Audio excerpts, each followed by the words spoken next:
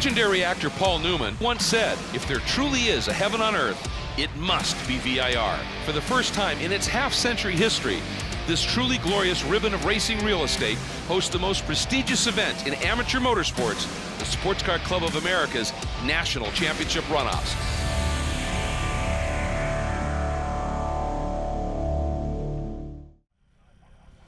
It is a glorious Southern Virginia fall day, made all the more so by the fact that we are racing at Virginia International Raceway.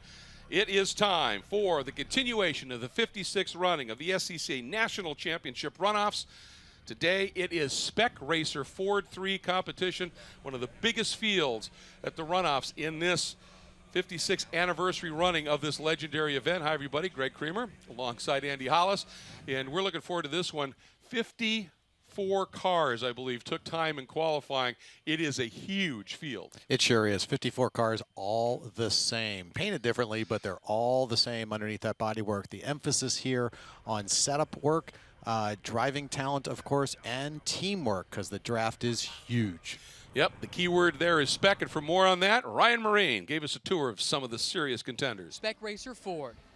The Spec Racer has been around the SCCA since the early 80s, and while the bodies have remained largely the same, the engines and suspensions have evolved to the point that in 2019, these Gen 3 cars are now faster than they've ever been.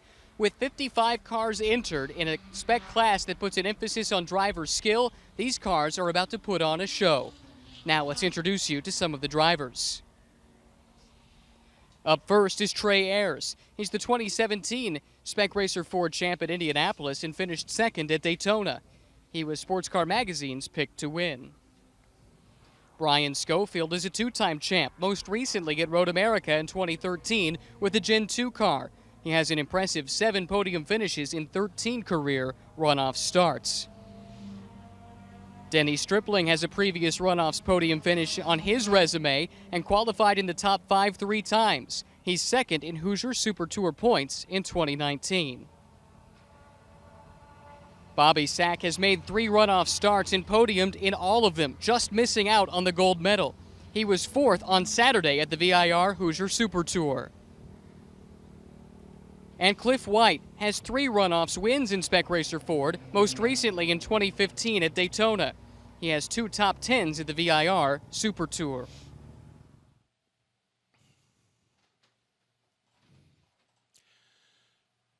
And pretty fair evidence as to why they were chosen for a sneak peek in the early going, because they're all well up into the top of this absolutely massive field. And that field is staged up. It's a huge one, and down among them somewhere is Hayward Wagner. Hey guys, you talked about the draft being important here, and I want to show you something that really points out why and how these cars draft so well. If we take a look at the back of the yellow car right here, you'll see that the back of the car, the back of the frame is nice and flat. It's also cut diagonally down towards the tires. Not coincidentally, if we look at the nose of the 14 car, the blue one, the angle of the nose of the car matches very nicely with the back of the car in front of it. That means that this car in the back can get underneath the car in front and really, really make a tight draft. And drafting here at VIR, front straight and back straight, is going to be very important. I was talking to a bunch of the guys at the front of the grid. They're all looking for friends, looking for partners, making sure that they've got somebody in this race that they know that they can work with to put together a strong run. The strategy in Spec Racer Ford is be there at the end. Everybody is hoping that no one gets anxious, nobody gets nervous, everybody plays safe, is smart, so that they get into a pack of cars running at the end. But the other truth about Spec Racer Ford is this little piece of metal right here. This is referred to as the rub strip, and it's not because they rub the ground. Yeah, this can be a full contact class, there's no question. And the one thing about it, even though the Gen 3 motor is punchier, the car is a lot more responsive and the like, still by design, these cars are technically underpowered for their weight, they're under-tired.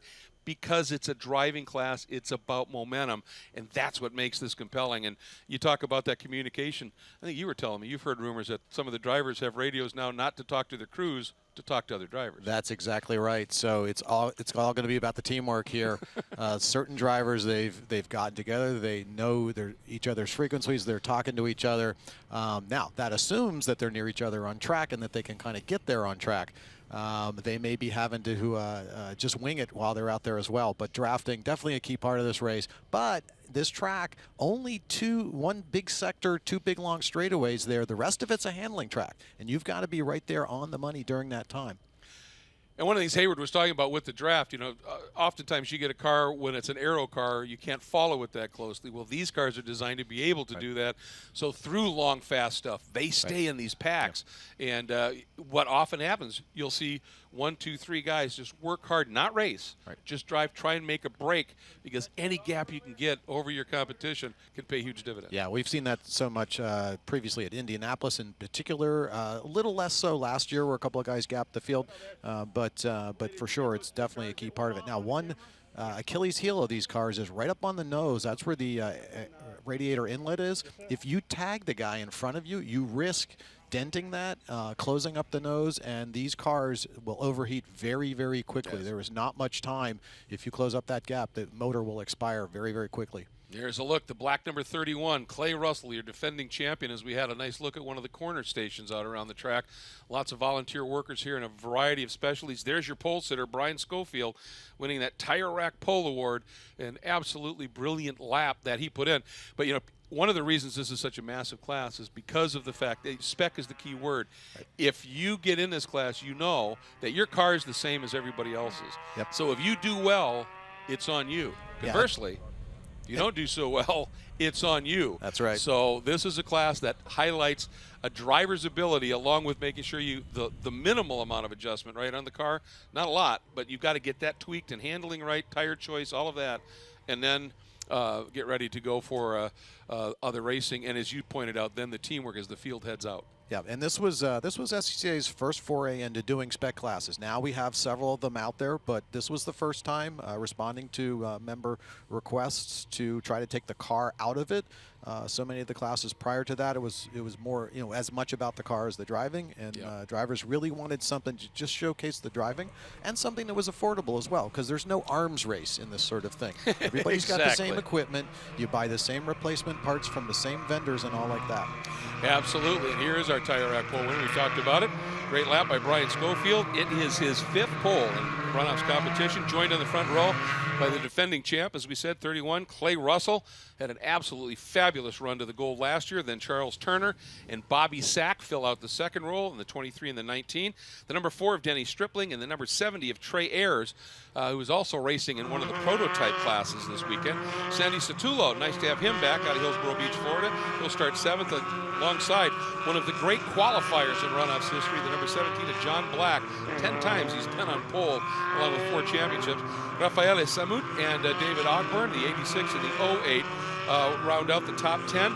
Then Richard Stevens and Scott Redditch, the 56 and the 8. We'll talk a lot more about Redditch as this race unfolds. The 58 of Cliff White, who we met with Ryan in the early part. Todd Vanagor, who just came off the track after just missing the podium in the Prototype 1 race in the number 9.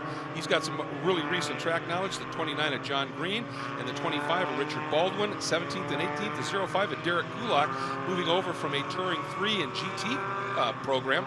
And the 71 of Matt Harper, and then rounding out the top 20, the number 38 of David Dickerson in the Performance Orthopedics machine, and the 01 of Bruce Myers in the Seacoast Psychiatry entry out of Portsmouth, New Hampshire. And we come back to Virginia International Raceway. 54 Spec Racer Ford 3 machines will be picking up the green flag for the run to the goal.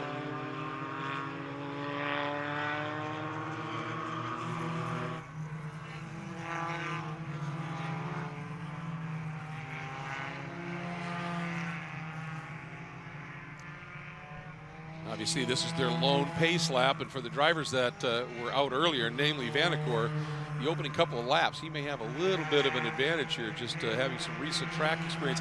Temperatures come up a little bit from where things started today, and so the tires will come up a little bit quicker. It's going to be interesting to see how they work this opening couple laps. And tires is something that the drivers do have different opinions on. Some of them want tires that are stickers. Some of them want tires that have 1, 2, 3 heat cycles on them. It really just kind of depends on the preference of the driver. The feel is very different from a sticker tire to a tire with some heat cycles on it. But if you have a sticker, then it's probably a little better at the very end of the race. So are you willing to give up the beginning for the end? that becomes the choice. Even though it's exactly the same tire, you can treat it different ways and get different performance out of it. And the one thing you don't want to do to these tires, and you don't see it much in this class, is cars hanging the tail out and the like, because that is just robs momentum. You're scrubbing speed. These cars can't afford to do that. And so you try and be very precise in your driving and carry every ounce of momentum you possibly can. Yeah, I'm going to be very curious to watch how Schofield handles this start here, whether he tries to pull a gap on anybody or whether he just hits it at exactly the same time he expects everybody else to. One of the things that Clay Russell mentioned in an interview, he said about his run yesterday, last year when he got it, and he said, you just didn't seem to be in a hurry. He goes, I'm pretty patient. He said, I'm willing to wait and make things unfold. So it's a lot of strategy that plays out. It's a 15-lap race, but a lot can unfold in that 15 laps. And we are heading down through the roller coaster and getting ready to get after it here.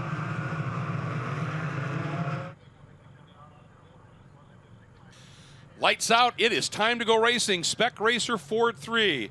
The 56th running of the SCCA National Championship Runoffs. Our coverage presented by Mazda in this field. 54 strong down through turn 17, the corner they call Hog Pen. And the lights are out on that Camaro safety car sporting the Diamond Anniversary celebration for the Sports Car Club of America itself. And we are getting ready to go. And this is a huge field piling down into a treacherous first couple of corners on this track. And that's one of the reasons you want to qualify well, because it gets you out of the melee that could unfold behind you here. And it is Schofield and Clay Russell on that front row. Boy, he is bringing them up gingerly.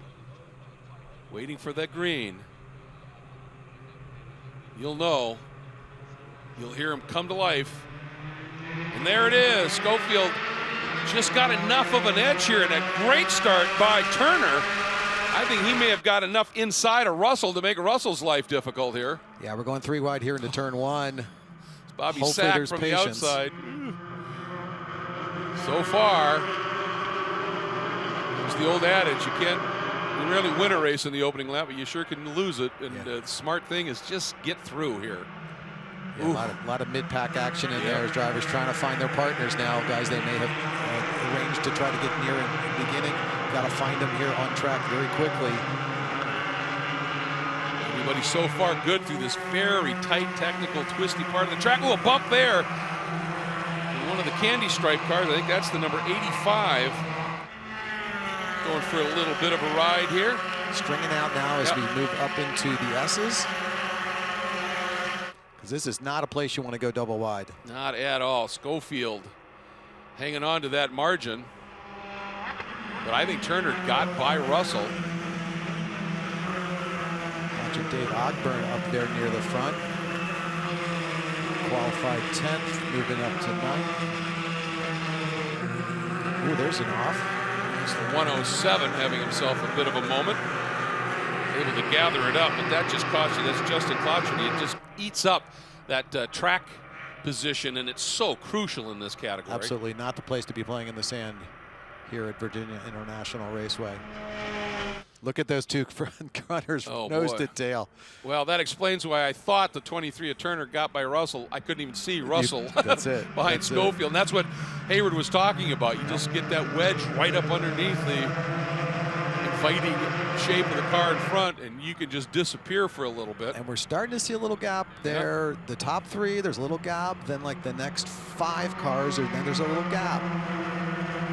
And if that second group can't catch up to that first group, they'll lose them in a hurry. Yeah, and to watch here, then it's Bobby Sack sitting in 4th and Ayers. Ayers got around Stripling. And you watch Russell every once in a while down that straightaway will peek out and then come back in because he's trying to get a little cooling air inside the car. Ducking inside, taking a little tighter line.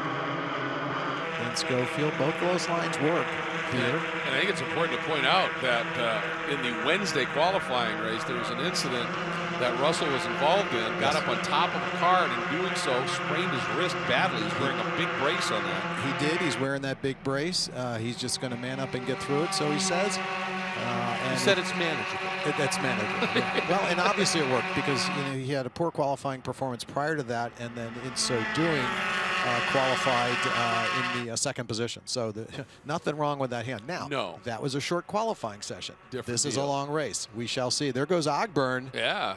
Getting on the, making a pass in the S's. This doesn't happen.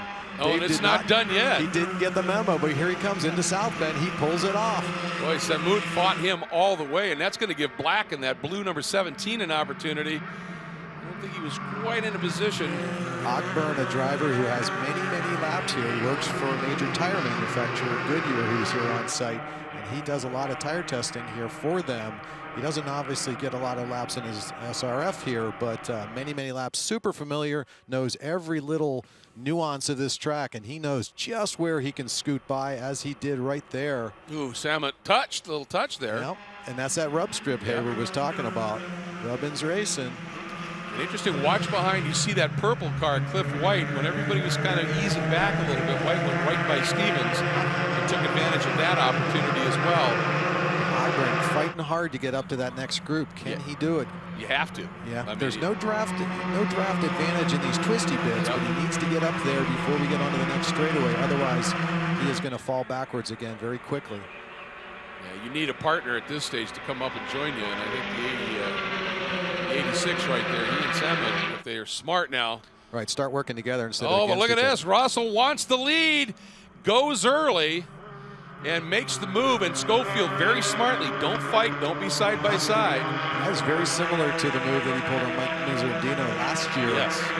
Longtime champion. Mizzardino, big story there, not here this weekend. He came out for the spring event. Everybody expected him to be here. Many, many championships in this class and its predecessor, but not being part of this party. 7 cars right now covered by the proverbial blanket within a whopping 0.8 of a second gap back to Ogburn, sitting in the 8th spot. That is how close this is.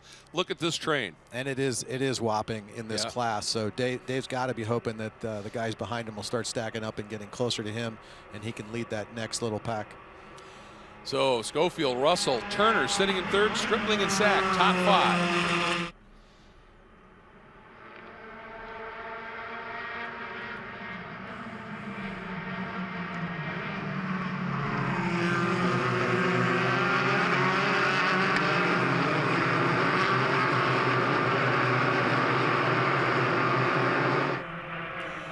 A traffic jam down Madison Avenue here at Virginia International Raceway as the top 7 of 54. Spec Racer Ford 3 is whistling down the long straight, heading toward the roller coaster. People showing the nose, looking for air, looking for opportunity, but at all expense, loath to give up one bit of momentum and track position. That front pack has expanded now to 7. The 2 groups have now merged, as Stripling's group has gone up to join the top 3 now. But did Russell get a run down through the roller coaster and through those last couple of corners? Suddenly, he finds himself with probably 3/4 of a second gap and did it on his own. He did. Now, think about what that's going to be like on the last lap, if that's where he's at. Because by the end of this lap, they're going to be right back up on him as they are right here. Oh, going to abreast. Yeah, Russell actually had gone around Schofield. I think Schofield had a little bobble. Oh, and they're still side by side. Schofield tried to take it back. I think that was the reason we saw Russell get that margin. Schofield bobbled. Turner went through on him. And look at this here. Trey Ayers, he was back in the 7th spot. He's 4th. He did not qualify well this week. Just couldn't find the drafting partners he wanted. He was damage for Bobby Sack. Big time. Oh, and he's off. He's off. And that car looked like it caught air, but it was just the bodywork that came flapping up. Oh, boy. Not a great place to rejoin either. Nice savvy piece of driving there by the 71 to recognize he's coming on, and I got to give him a little bit of room. So Matt Harper paying close attention here. But for Bobby Sack, was seriously considered a top contender here. And that has gone away here. He's fast, but when you use that much track position and no partners, and you've got bodywork damage, it's a long day. Right, looked like the front clamshell had kind of popped up, and perhaps just by running it, the air is keeping it down, is my guess at this point. Be interesting if he gets under the back of another car, what happens. Yeah, now look at that. You can't even see Schofield. He's tucked in behind Russell. Yep. Take another look at it here. Exactly. Might have got a little help. Yeah. A little touch in the back there. I could not identify who did that, though. Ooh, more spinach. That's the exit of 12, the old Oak turn. That's one of those moments. The guy that's next onto the scene after a spin, you just are going to check up, and then suddenly you've got opportunity for everybody else. And that was a little optimistic by Bob Gardner trying to duck underneath at that point. A couple of guys playing out in the sand just to avoid on that one. New leader Turner has gone around Russell down into turn 1, then Schofield third. Denny Stripling now is up into 4th. Denny making a long trip out here. He's from Dallas-Fort Worth area. Does do quite a bit of traveling, though, hitting a lot of Super Tour events, having a lot of success there this year. He and Ayers have flipped positions. Stripling now 4th, Denny 5th, and Sandy Satullo. Sandy's such a fast driver, and it's nice to see him here at the runoff. Seen a lot of him out in the Northeast, obviously, but this is his first ever runoff start. But have watched him and called him in a lot of national races, and if he ever came to the runoffs, you knew he'd be a player.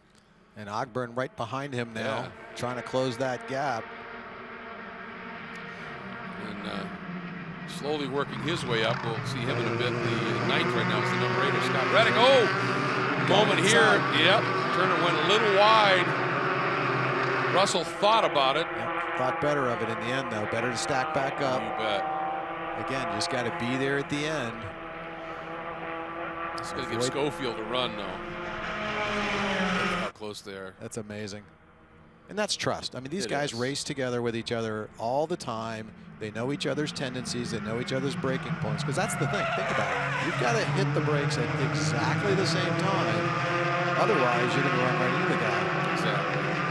I mean, you're literally driving through their roll hoop and over their helmet, you know. So it is absolute trust.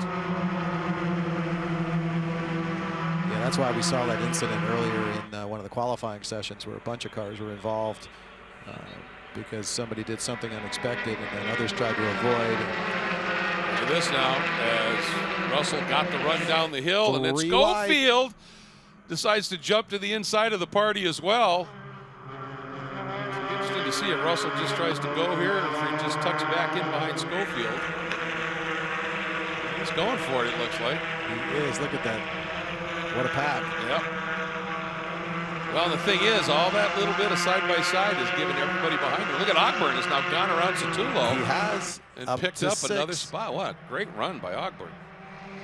I talked to him a couple of times this weekend. He's super stoked. And then now, having cleared black, the next group is led by the number 8 of Reddick, sitting in the 8th spot. And this is a guy who, he is one of the few drivers ever to break a Jerry Hansen record, as he did 8 consecutive poles in the Formula Enterprises class. Very fast driver. And now, though, he's got a lot of ground he's got to make up, and he needs John Black, that blue number 17 behind him, who's also wicked quick, the two of them to work together and try and join this group. Yeah, Black was having a great race last year and involved in an incident there. Did not finish. So he wants to finish well this year. And right behind Reddick and Black is Cliff White, so if the three of them can team up, they could join this. Ooh, we've got an off. That is the 86. He was up pretty decent contention earlier on. Yeah, that's Salmon. Yep. What the hell? Oh, what a shame. Corner worker checking, and there's the replay there. Can't tell if he got touched from the back or not, but he was moving at a high rate of speed when he left the racing surface there. Well, one of the things about VIR, because it's that motorsport resort kind of layout, they don't have big gravel traps, and they don't have big paved runoff areas because they want that pristine beauty. But that means if you go off, there's a long way to slide, and he did exactly that. But the battle at the front remains pretty intense, as it is Russell back in front, Schofield second, and Turner third.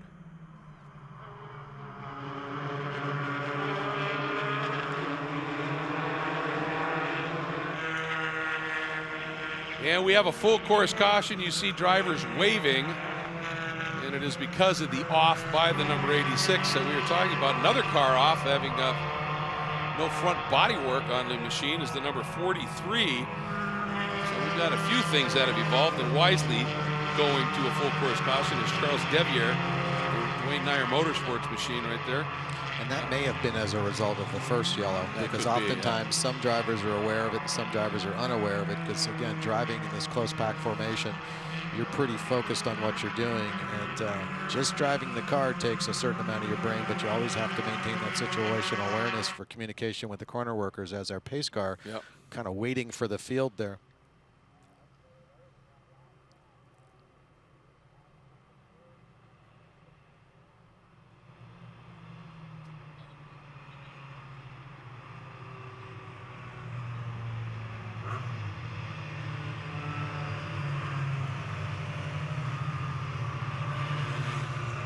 Well, we had the first incident, and then this now was when Devier ran around, and that's down at the bottom of 17. And that's a key corner. You're flowing an awful lot of speed, but you run wide, and that's what can happen. And so we were already under caution, but he had obviously, and it may have been, as you said, he just, there's a caution out, lost that moment of focus. This is a third incident. Another one. And yeah, this is interesting, as this is now a third one, and I can't see the number on that car. So obviously, we're under full course caution here at VIR in the run for Spec Racing Ford. That number 19 of Bobby Sack, he lost a lot of track time early. This might give him an opportunity to be able to do something at this stage, although he's still well back, sitting in 20th. But up front under caution, Russell, Schofield, and Turner occupy the provisional medal positions. Janice.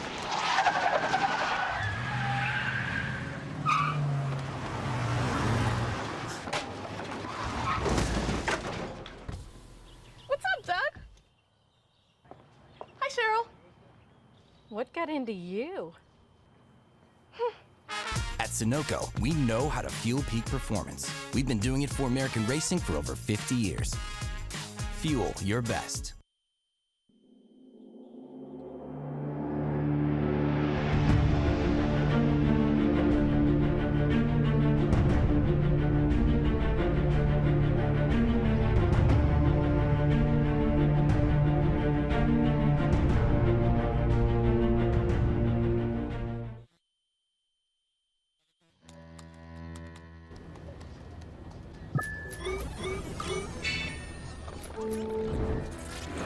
Isn't it time you connected to something greater?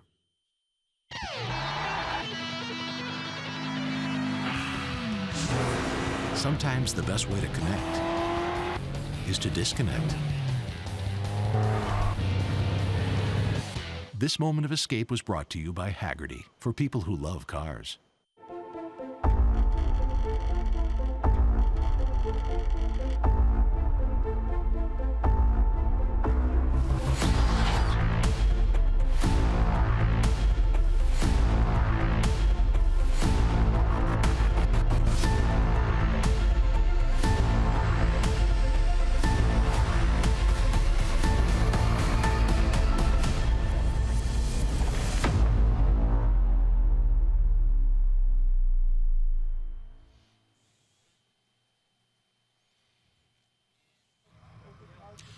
And welcome back to our coverage of the 56th running of SCCA's National Championship Runoffs, being brought to you by Mazda. Look there at some of the hard-working corner marshals out and around the track. Double yellows flying here as we are under a full course caution for a couple of different incidents out on the track. And, you know, sometimes that happens. Big field, you talked about it. Andy, you're running so close to the guy in front of you, you don't see that double yellow come out. Two cars in front of you, they do and lift. Right. It can happen. Yeah, you get that chain reaction thing like in rush hour traffic where you're driving along the freeway and all of a sudden boom, boom, boom, boom if you're not paying attention. Because it takes every ounce of concentration to keep these cars right at the limit, particularly when you're running in the draft. Because with the draft, you get higher speeds than normal. You're at higher gear selection than normal. Takes everything you got, but somehow you've got to have 10% of your brain left looking at corner stations every time as you go by them. Drivers need considerable bandwidth. They do indeed. And the faster the car, the more bandwidth you need. But close quarters racing requires the same thing. Just a fun, quick story here. A friend of mine got involved in one of those on the highway, a little fender bender deal. Yeah. And he got into the car in front. And his insurance agent, this is a true story, called him and said, "Can you give me just a 25-word description of what happened?" And my friend said, "Well, you know, when you're in traffic and you go 10 feet and stop, 10 feet and stop." He goes, "Yeah." He goes, "Last time I went 12 feet."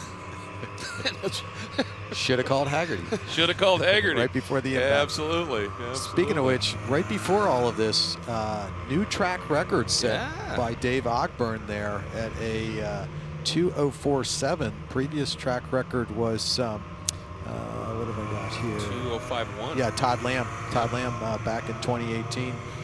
So we saw him on the move, and that certainly explains it. Yeah, he was dialed up and flying, wasn't he? And which means he must have had good drafting partners at certain key parts of the track, because it makes about a second or two difference here per lap, and we saw that all throughout qualifying. Guys that tried to do it on their own were just slower, and the same guy with a partner or two could really wing it. Yeah, it makes a big difference when you get a tow, especially if you get a double tow, and that's all part of it. And you were jokingly talking about Haggerty, but they become the official insurance partner of the series. And it's not just insurance. I mean, they've created a thing called the Haggerty Drivers Club, which is, I think, in terms of membership, over 1 million. It's the biggest drivers club, and it's multi-directional with the stuff that it covers. But the biggest thing for Haggerty is, if you want to go to a track night, if you want to go to a competition where it's not really a competition, it's just timing and whatever, where you could drive your own street car, you could get an insurance package from them just for that event to help cover your investment. Go out and get a feel for it. If you then decide, I want to get deep into competition, you make those investments and you go. But it's all about accessibility. It sure is. The cars that you can buy now off the shelf, the performance levels are just astounding. And you really don't want to be using that on the street. No. So taking it to the local track is a great place to exercise the car in a safe environment, a track night in America, SCCA track night in America perhaps. And you can Haggerty offers insurance for that. It's very inexpensive, way cheaper than dealing with the aftermath of a potential incident. And I think I did some number crunching, and you're talking basically a fraction of 1% to protect your investment, and that's pretty wise if you're going to go out and do it. And I just want to make a personal shout out to everybody. I understand gaming; it's fun, but there's nothing like having your cheeks in the seat of a car going around a racetrack. That is the really cool way to have some fun with cars, and that's what the Sports Car Club of America is about, and that's what Haggerty can help you achieve. And that's why we're here at the Runoffs here in this 56th running as we continue under caution. The Spec Racer Ford 3s with these Gen 3 motors, just waiting to get back up to green flag. Hopefully that'll happen soon here at VIR.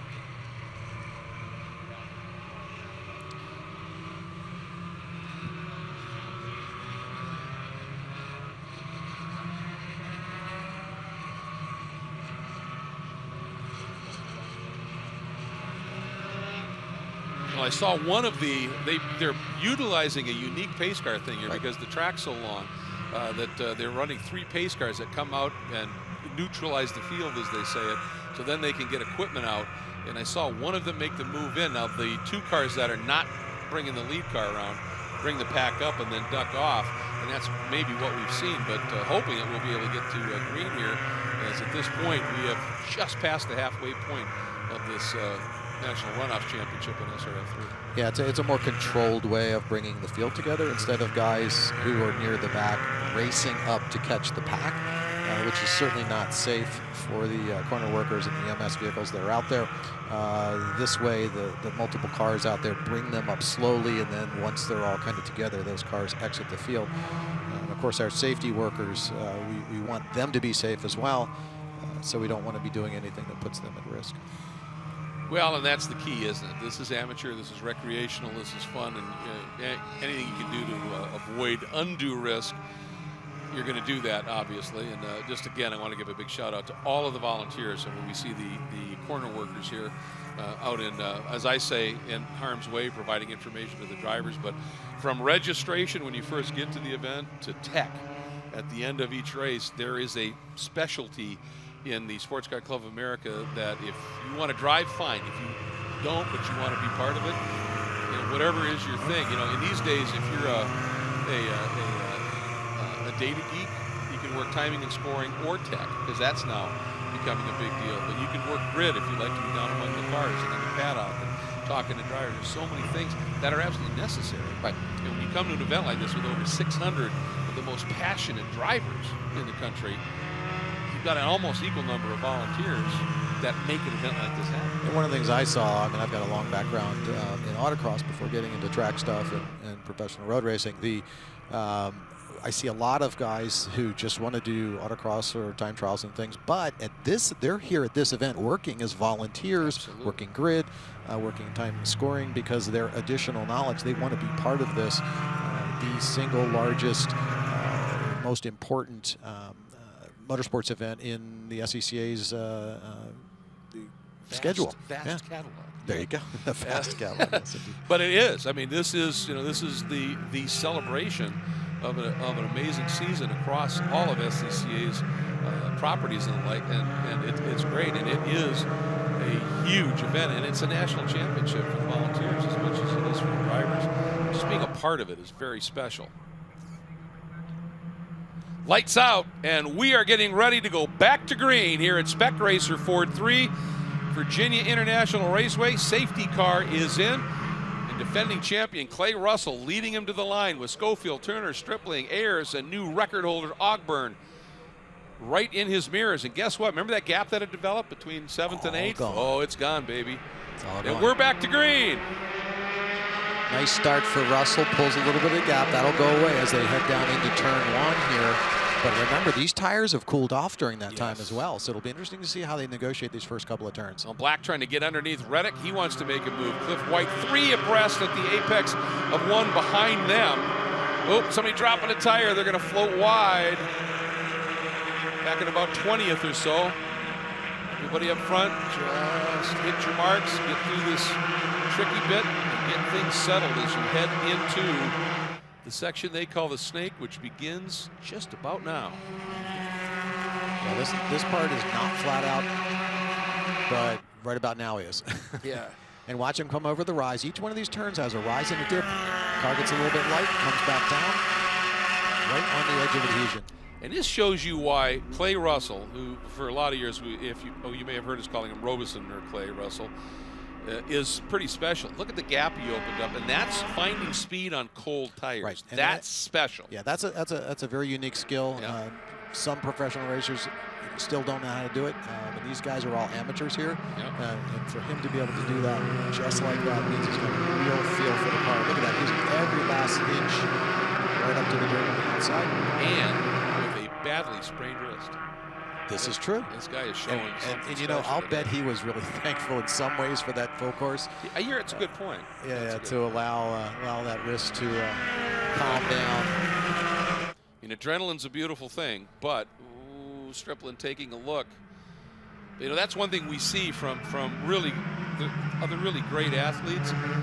You see it in a variety of sports. If they have an injury that's not debilitating, but is enough where it's a problem, it's bothersome, they can put it out of their mind, and it almost takes them to a little bit extra of a level because they're just suppressing it so much. They're in a zone. Yeah, you compartmentalize it, Yeah. put a box around it, stick it in the closet, concentrate on other things.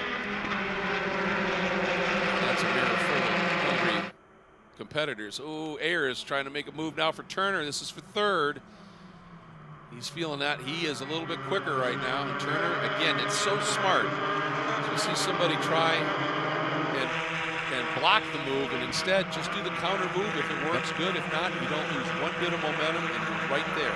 So the word we got from Hayward Wagner on the grid after talking to the folks is that their plan from all the front runners was to kind of work together for 5 laps. Yep. I'm sorry, until 5 to go. And we are at 5 to go. So I'm expecting this is where we're going to start seeing people pulling out on each other, trying to outbreak each other. Well, the last thing you want to do is realize I left it 1 lap too late. Right. You know, it's equally bad, of course, to realize, oh, I went 1 lap too early. But that's the magic. That's the racecraft. That's the bandwidth that we were talking Indeed it is. Starting to see a gap now. about. Yeah. Between, no, it just disappeared. Yeah. Back straight's where we'll potentially see it, but interesting that Russell was able to maintain that. Oh, he ran wide. And just as I say it, he does it. Yep. You heard that little chirp, and that is momentum robbing. It skated on him, and just that fast, Schofield moves into the lead. Russell now trying to recover quickly, and Ayers taking advantage of it. Turner got caught out just a little bit, and Ayers was able to slide on through.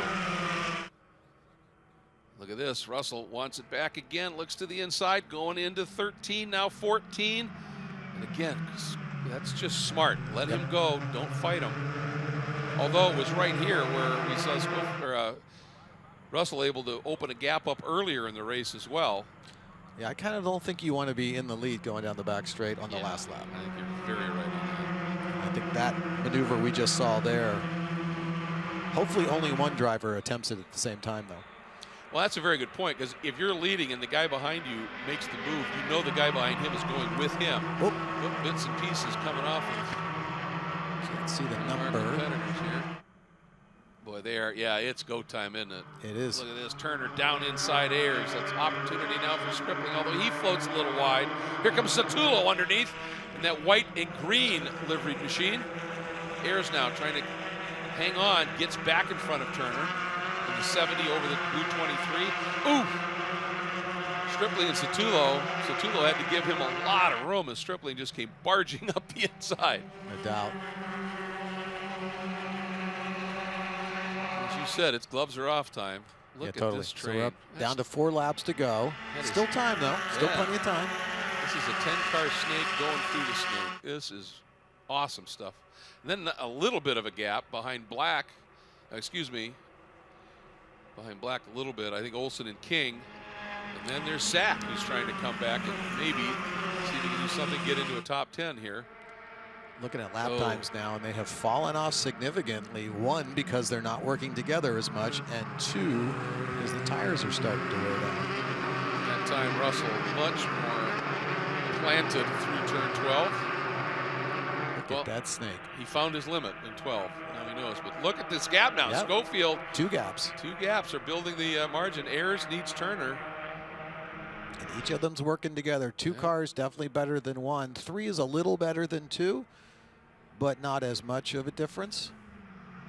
But you definitely need at least 2 to make that work. I just love watching the strategy play out in this category. Oh yeah, it's total chess match. It is. Total chess match. And as we said earlier, some of these guys have radios. They're talking to each other. If not through their crew chiefs that they're talking to up on the spotter stands. White and Black now, ironically, that they're running together. They've been able to put a couple of cars between themselves and Reddick. And now Black popping to the outside of Ogburn. Yeah, Ogburn not getting a good run out of Hogpen there for whatever reason, and it seems to happen every lap. I'm not sure why. I wonder if he got that track record if he just pushed those tires a little bit too hard. They have. So there's only so much goodness in those tires. It's like that bank account we've talked about in the past. So they withdraw it all at the beginning of the race. Whoa, big spin. Sandy Satullo spinning from the 6th position right in front of another great battle that's been unfolding here in Spec Racer Ford 3 at the Runoffs. It's go time in the run for the gold.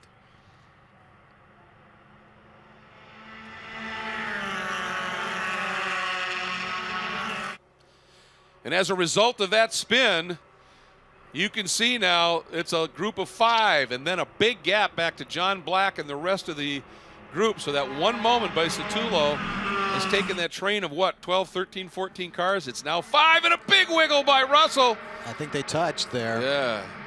I think that's why Schofield didn't dive to the inside. I think he realized I may have to give that back anyway.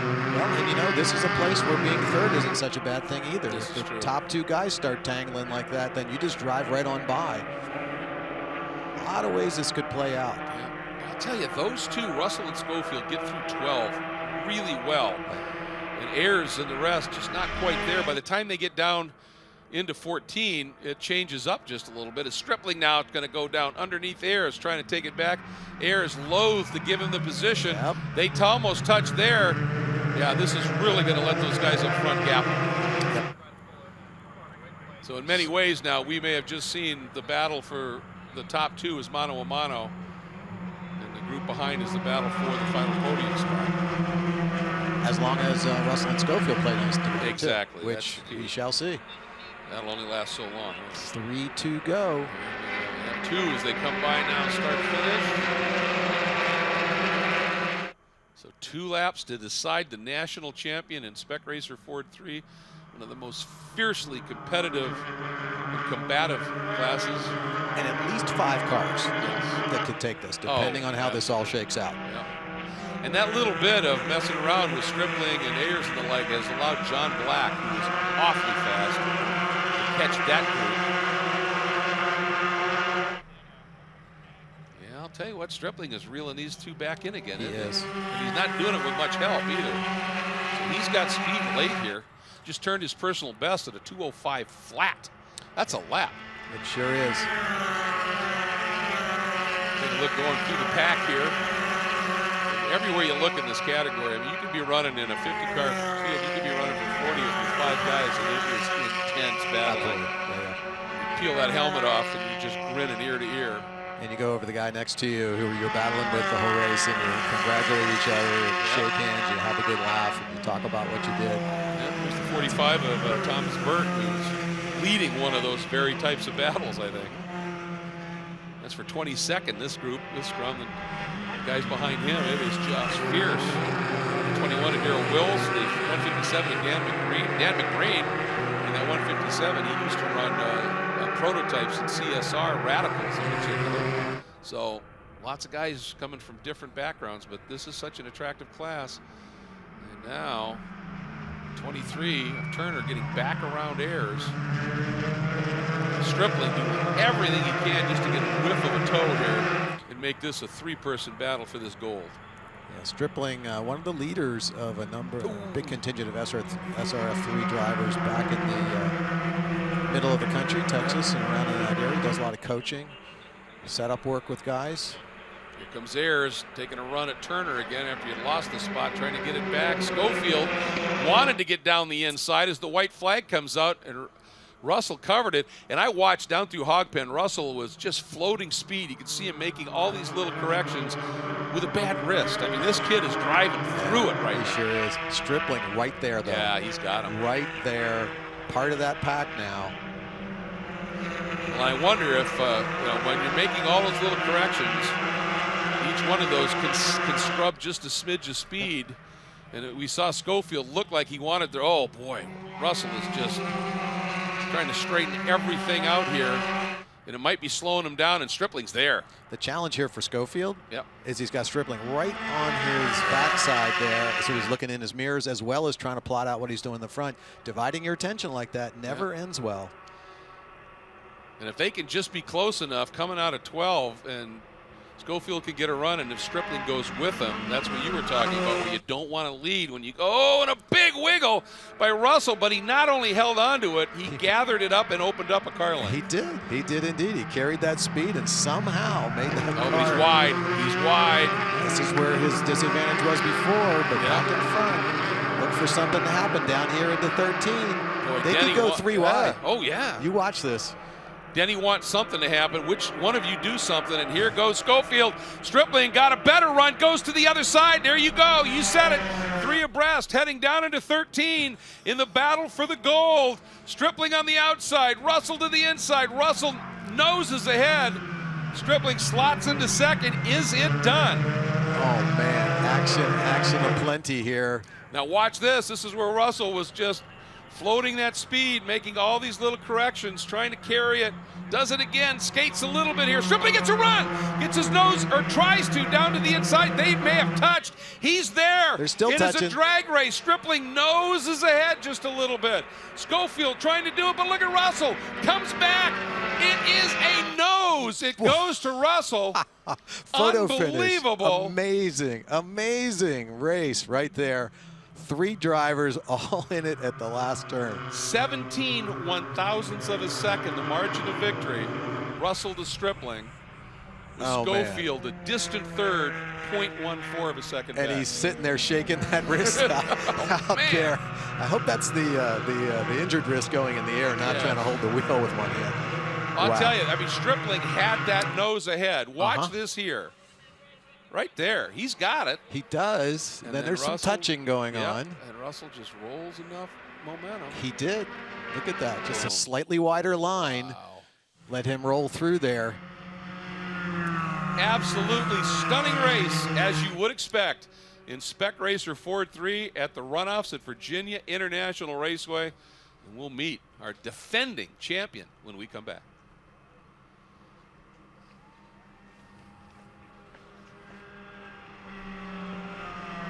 All right.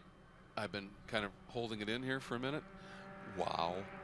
Right? That was right? just awesome. awesome. Right? And you called it. You said they could be 3 abreast at 13, and darn I'll take if they that weren't. one. Yes. I'll take that one. Well, and when Stripling popped to the other side, you can see the run he got.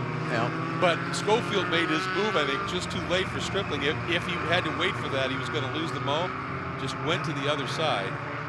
Wow, that was phenomenal. Yep. And Ayers right there at 4th. Turner, I mean, you know, just exceptional stuff. You have to go the top 13 covered by less than 5 seconds. Yeah, incredible race. It really incredible race. And Bobby Sack missed 10th by 1 spot. That was a great comeback drive with damaged bodywork to boot. Right. So. Right. No, I love that. That was amazing. Yeah, I wonder when the wrist pain really starts to hit.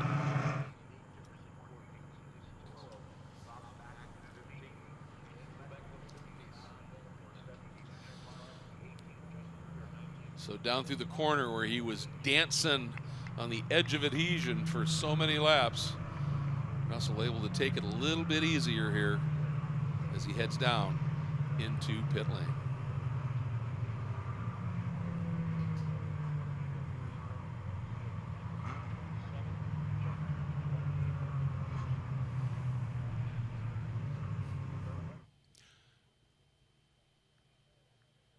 Your top 3 making their way down to the staging area for the presentation of the medals. And for this young man, what an achievement, defending his gold, his 2nd straight gold in this category against another field of the best in the country with a damaged wrist. Just a phenomenal achievement that he was able to put in here in one of the most exciting races that we have seen. And the closest margin of victory since the transponder era began was in 2000, which was 2003. It was in 2013 in GT Light, 0.007 of a second. But I'm thinking this one could be 2nd or 3rd closest. That was remarkable. Yeah. He can't even get his helmet off himself. I'm sure that hand is killing him. Yeah. No, I don't think he feels it right now at all. Guys, I think he does feel the wrist very much right now. He's feeling a lot of happiness, though. Clay, that last couple of corners, 17 thousandths of a second ended up being the margin. Yeah, after the restart, I had a good 1 or 2 laps. And then I have to admit, I started driving in my mirrors a little bit and getting a little loose, so tires kind of went away from me. And it looked like you had a pretty big slide in South Bend on the last lap and really closed things up. Did you have a strategy coming around Oak Tree? Did you know what you wanted to do? You know, I've been struggling with Oak Tree all week. I tried 2nd gear on the last lap, and may have been a bad idea because we were going 3 wide going into the top of carousel. I forgot the name. Anyway, luckily I outbroke him, and then coming into hog pen, I got a little squirrely, and it was a drag race to the finish. So I got one more question for you. You got to go do a victory lap. Which hand is going to hold the flag? I don't know. Matthew may have to ride with me to hold the flag. How's the wrist feel? It's pretty sore. The caution laps were a big help. I got to relax it a little bit, but I'm feeling it now. But it's worth the win, so it's all good. Congratulations to you. Thank you very much. Yeah. What's the old saying? Pain heals, scars go away. Champions live forever. There's no doubt about it. He's gonna remember this one for this whole week for a long, long time. It's another one of those deals where midweek it was not looking so good. Here's a look at your top 10. Robeson, Clay Russell, will give him the full read. Denny Stripling and Schofield, your medalists. Then Ayers and Turner, great battle for the 4th and 5th spot. John Black Ogburn with the new track record. Stevens, White, and Scott Reddick complete the top 10, and 10 cars covered by 3 seconds at the stripe. That is what Spec Racer Ford 3 Racing is all about here. Just an absolutely phenomenal run. And obviously we've got a couple of more medalists that we're going to hear from in just a moment. And I think Hayward's ready. Danny, conventional wisdom in this class for all time's sake is when 2 cars break away, there's no way a single car can run them down. How did you do it? Well, the great thing about conventional wisdom is when you get to break it, and that was the strategy. I mean, I got tapped in turn 1, middle of the race, put me back, made my way back up, got in another melee again from some folks behind me, got put back, and then it was put my, bit in my teeth, laid down 2 of the best laps I've ever run here, caught those guys, got a huge run, man. I ran up past Clay, and he just had a little more on the outside line and beat me by, I don't know, 8 inches or a foot. Man, it's a spectacular race. Tony Newsom gives me this unbelievable car every time we come out here. It is bitter disappointment to finish in second, but I got goosebumps. I'm so excited because what a spectacular race that was. Was there absolutely anything from Oak Tree to the finish line that you could have done different to make up those 17 thousandths of a second? Since I spent the entire cool-down lap thinking that through, I have an answer for you. I don't think there was. We actually popped 2, and I went 3 wide, and we went 3 wide up the back straight, and I nearly got him. Just that much shy. Well, congratulations to you on a great second place finish here. Great. Thanks, everyone. Awesome. Great time. Great. We're going to grab Brian real quick. Brian, can you join us? How was that last couple of corners for you? Well, a little frustrating, to be honest with you, but I mean, Clay had to do what he had to do. He went down to second in Oak Tree. I wasn't expecting it, and I had to pull out, and so that way I lost the draft totally because I just didn't want to hit him and collaborate and ruin both of our races. So then I was out of the throttle, and then we were 3 wide down the back straightaway. I had no momentum because I was in third and they were in second. And then I was hoping they were going to do something in hog pen and stuff, so I actually just kind of laid off. Well, that was my mistake. I shouldn't have, because I think I probably would have got a better run and got the draft to the checkered flag. But, live and learn. It wasn't my we were fast all week. PM gave me a great car. It's fun racing with Clay. Congratulations to him. He's had a rough week with his hand and stuff. And another national championship coming to the Southeast with Clay. Well, congratulations on a great race and another podium here at the Runoffs. Yes, thank you very much. Yeah, it's true. He's got a bunch of them. He's 2 golds and altogether 7 medals and a 6th pole here this weekend. But what I loved about that was he said it was frustrating on the one hand, but then at the end he's saying he had a rough week. What a great run for Clay. It's the family of SCCA that we're talking about here, and did these guys put on a show? Yeah, and you heard it from each of the drivers, congratulating the other, thinking about what the other guys. For them, it's fun, not just to win, but it's fun to do the race itself, compete with each other, good, clean racing. That's what it's all about here at Sports Car Club America. Yep, some of the contenders like Bobby Sack, they're having a little issue. The orange 08 of Ogburn, little contact here and there, and then obliterates the existing track record. There were things happening everywhere in this great race. Yeah, 4/10 on a track record in a class like this is a lot. Yeah, a little optimistic of a move there, and then some great evasive driving by a number of cars to get through. And we had the incident that set us up with a bit of a full course caution that ate up some laps, but may have given a guy named Robeson Russell an opportunity to rest a very weary wrist, and then this. What a great final section here. 3 drivers going for it tooth and nail. Clay Russell at the top. An exceptionally close run down to the line. The checkers flew, and as they flashed underneath, that close, watch this, folks. Right there, Stripling actually leads it, but Robeson Russell with that outside, a little bit better momentum, noses ahead. That is what 17 1,000ths of a second looks like. And that's what spec racing is all about. And he's got the guy hanging on to the flag, his crew guy, so he can wave his hand and celebrate. And I'll tell you, when you have won a championship, it's magic. When you defend one, it's better still. I probably need new tires. You do. What if they sold tires online? We do. We're TireRack.com. They could offer lots of tires. We have so many tires. And help you find the right tire. It's called the Tire Decision Guide. Oh, and they could ship them to a nearby mechanic. We shipped over 7,000 independent recommended installers. This is an amazing idea. Sorry. TireRack.com, the way tire buying should be.